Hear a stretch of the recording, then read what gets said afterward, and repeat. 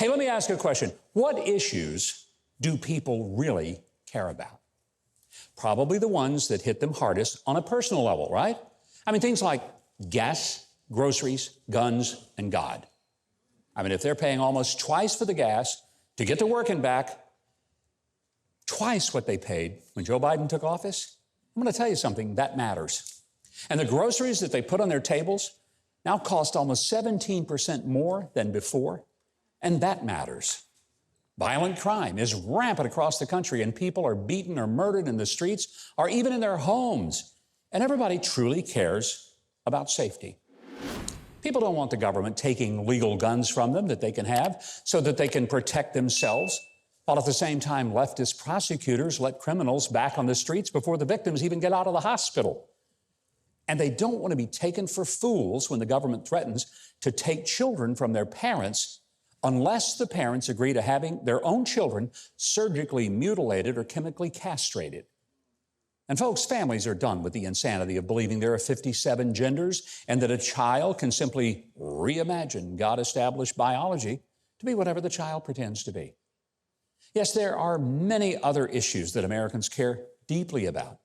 I mean, they watch in horror as public officials open the borders of our nation to allow millions of people who might even be terrorists, criminals, human traffickers, drug dealers, or people with a contagious disease.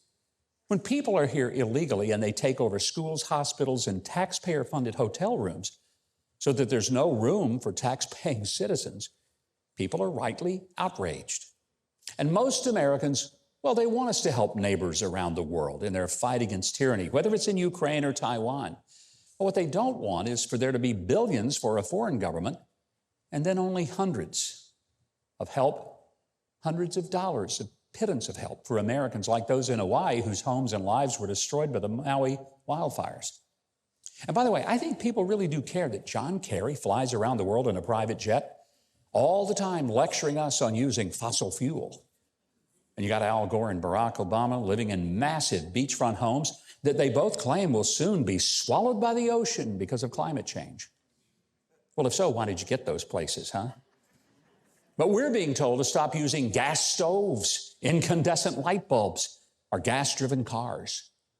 It's not just that we're being asked to stop using air conditioning and comfort-causing items that we've worked hard to afford and own, but the ones who are dictating to our conduct, but they don't practice what they preach.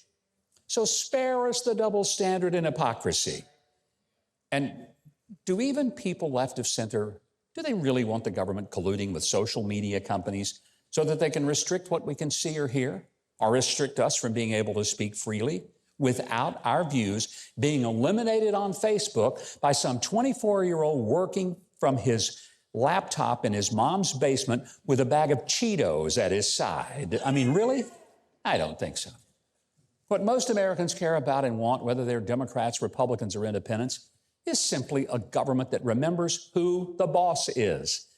And by the way, the boss is not members of Congress or the bureaucrats that they authorize and fund. It's not the president or his agencies. We don't work for any of them. They work for us. I repeat, they work for us.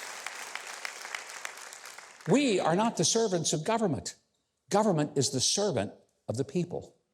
Citizens have every right to expect that the government will get out of our way so we can live our lives as we see fit, unless it intrudes on the lives and rights of others. Government shouldn't pick winners and losers in the economy by deciding which stores can be open during a pandemic and which ones have to close. We expect and demand that the justice system operate with indifference to someone's political views, their race, ideology, or religion. No person, whether they're male, female, black, white, Asian, Hispanic, rich, or poor, should be treated differently by the criminal justice system. And we've got a right to expect that when we have elections, that every legal voter should get to vote. But no vote should ever be cast by someone not legally entitled to vote. By the way, that means that dead people need to stop voting even in Chicago, okay? Gotta stop. Now, I appreciate polls and surveys, and I don't scoff at them.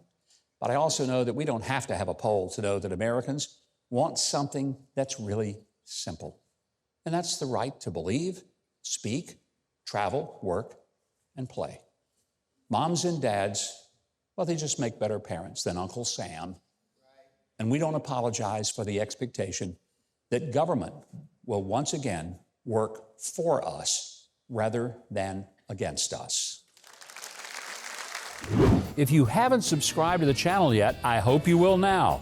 The button is just below this video, and there's a little bell next to it. If you click on those, YouTube will reluctantly start letting you know when we've got a new video uploaded.